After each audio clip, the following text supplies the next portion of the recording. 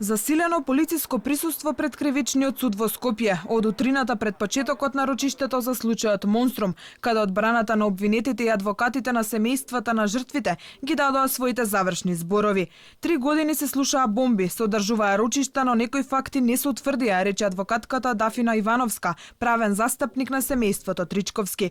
Сите вербални и материјални докази што се изведоа недвосмислено ја докажаа суштината на кривичните дела, истакна Ивановска, и додаде се придружува на кривичниот прогон и завршните зборови на обвинителите Фатиме Фетаи и Гаврил Бубевски.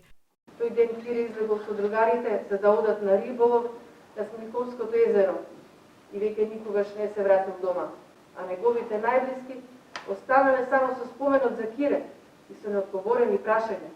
Кој и зошто брутално го убил него и неговите другари? Почитуван суде по врската и должно се да се задоволи правдата е во пошироки размери, како кон роднините на убиените деца, така и кон целата македонска јавност. Таа додаде дека процесот бил долготраен, макотрпен, одземал многу време и продуцирал многу рочишта, а не заборави ниту на притисокот за повторување на целата постапка. Кон кривичниот прогон и завршните зборови се приклучи и адвокатот на другите 4 семејства на жртвите. Одбраната во завршните зборови остана на тврдењето што го застапуваше во текот на целиот судски процес, дека обвинетите не се вистински сторители и отистанува збор за конструиран случај. Сведоци сме така на очигледниот отпор, што посебно застапниците на обвинението во континуитет го искажува, а во смисол дека на одбраната не е било потребен нивен завршен збор, што е еден своевиден абсурд, преседан. Исто така воедно еден невиден анимозитет спрема нас бранителите, па и обвинетите.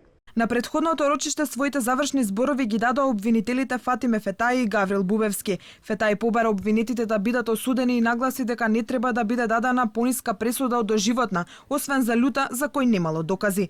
Случајот Монструм се ближи кон својот крај. Петкратното убиство кај Смилковското езеро се случи на 12 април 2012 година, а на самото место беа убиени 4 момчиња на возраст од 18 до 21 година и 45 годишниот рибар.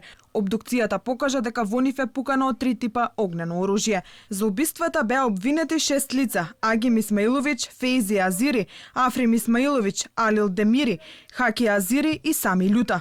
Африм Исмаиловиќ и Алил Демири веднаш избегаа на Косово и досега не се екстрадирани. По првото судење 5 мина од групата добија доживотна казна затвор, но Врховниот суд ја укина пресудата во 2017 година. Случајот го презеде специјалното јавно обвинителство и судењето почна од почеток, но и по повторената постапка, при која беа земени предвид и така наречените бомби, со кои Заев ветуваше нова вистина за Монструм, јавноста не ја виде.